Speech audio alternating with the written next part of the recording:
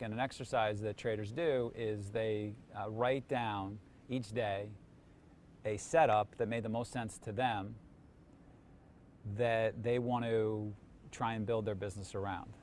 These setups have variables, and you archive them, and that becomes your trading business. And so I think one of the better ways to explain this was from a trader that I know particularly well, who said, well, let's say you open up a pizza restaurant, okay?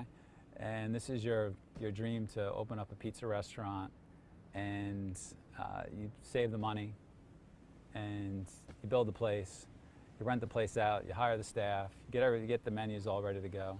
Done a lot of work to do this.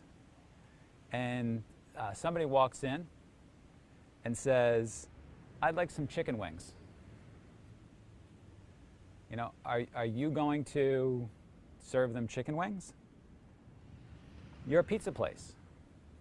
Of course you're not going to serve them chicken wings. And as a trader, you run a business.